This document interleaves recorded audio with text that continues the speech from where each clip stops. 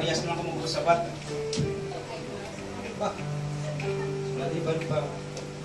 First, do you, both elders and deacons, feel in your hearts that you are lawfully called of God's church and consequently of God Himself to this your respective holy office. Ikadua, do you believe the Old and the New Testament to be the only Word of God and the doctrinal standard of this church to be in harmony therewith?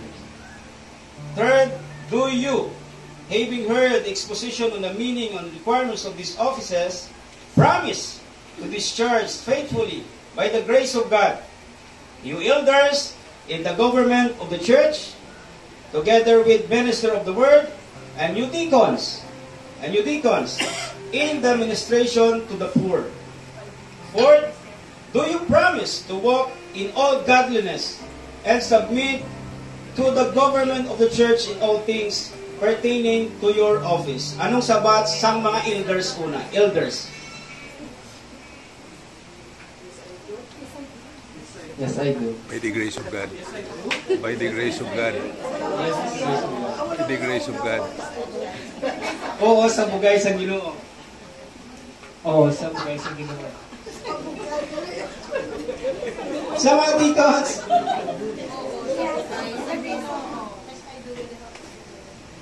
Thank you.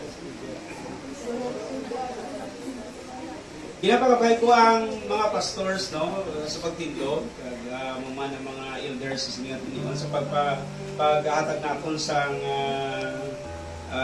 charge sa sining mga bag-ong mga elders kag deacon sa sining tinion.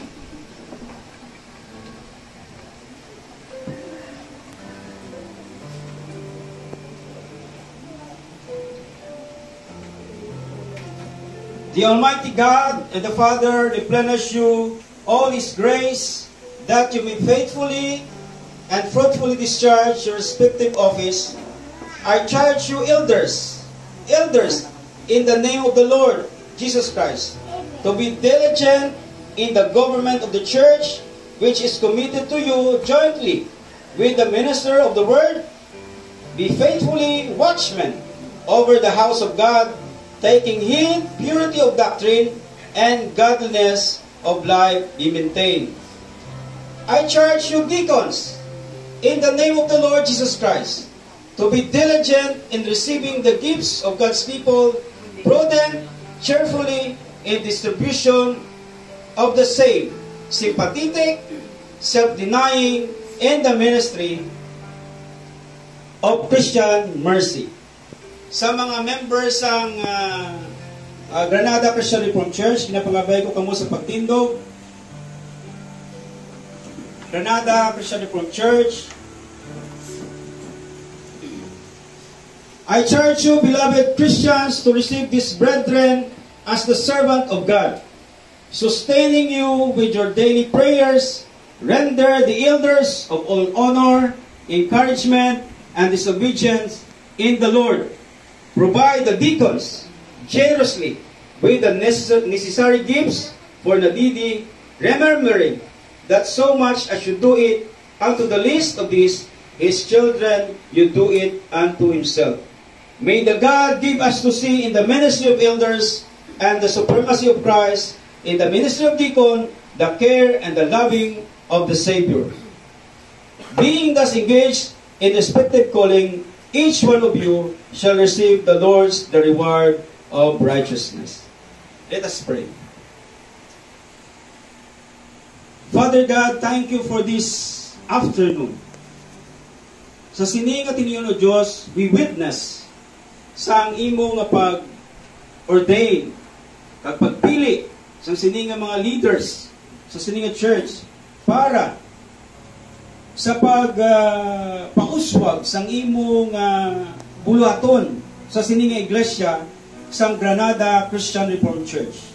Kami gid nagapangamuyo sa tagsa ka mga elders o Diyos sa sininga iglesia nga imo gid buligan, tagaan sing kaalam, sang kusog, kabakod, tagaan o Diyos sang imo adlaw-adlaw nga kapisan sa pag-alagad sa mga deacon O Ginoo, kami man nagapangamuyo sila nga ang imo dako nga tagipusoon kag gugma sa mga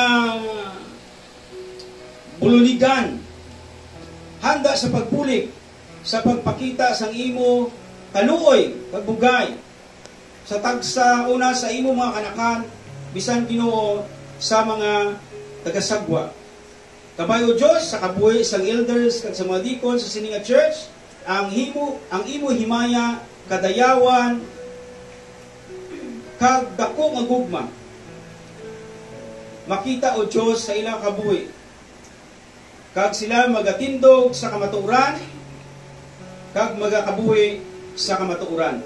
Sa imo gid nga pagpanguna.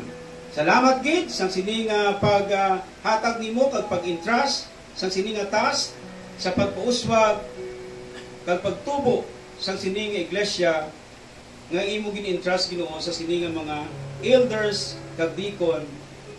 Amon ginabalik ang kadayawan, kaymayaan, kag pagpasidungog sa imo lamang o Dios. Sa ngalan sa among Ginoong si Kristo Jesus. Amen. Yes.